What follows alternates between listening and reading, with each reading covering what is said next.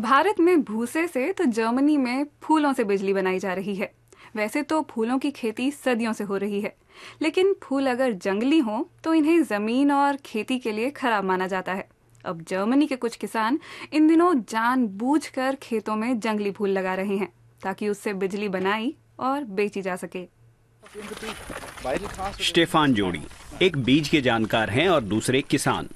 फिलहाल दोनों ऐसे खेत की तरफ बढ़ रहे हैं जहां जंगली फूल खिले हैं।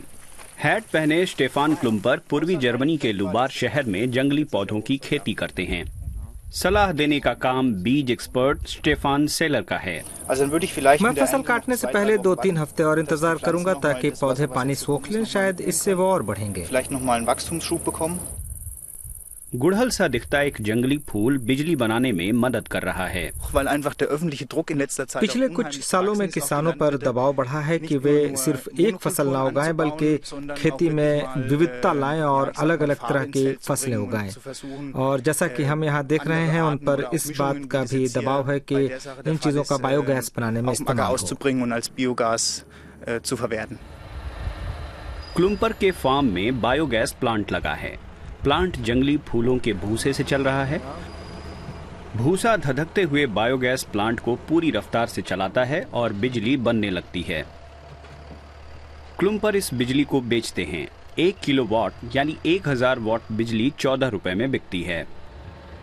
लेकिन बिजली बनाने के लिए फूलों को एक खास प्रक्रिया से गुजारना पड़ता है। फूलों में खमीर चढ़नी चाहिए, लेकिन समस्या ये है कि खमीर चढ़े फूल बहुत हल्के हो जाते हैं।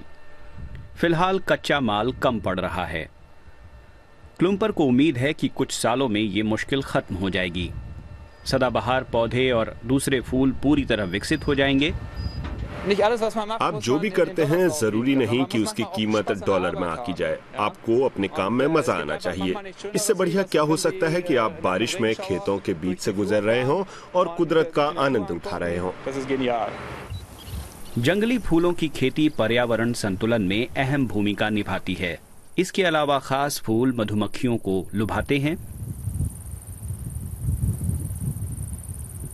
सेलर जानना चाहते हैं कि कौन से फूल या पौधे के किस हिस्से को बढ़िया ईंधन के तौर पर इस्तेमाल किया जा सकता है।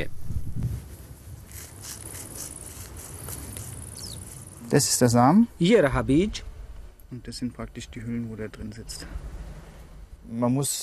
बाकी किसानों के मुकाबले हमारी फसल मई से लेकर अक्टूबर तक कटती है।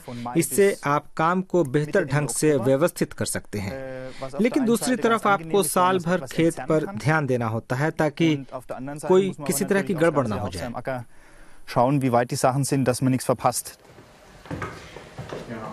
तकनीक काफी हद तक किसानों और सेलर के अनुभव पर निर्भर है। अंदाजा लगाना ठीक नहीं। दोनों स्टेफान मिलकर बीते साल का आकलन कर रहे हैं। कामकाज और फसल कटाई का वीडियो देख रहे हैं। दोनों खुश हैं, यानी काम बढ़िया चल रहा है।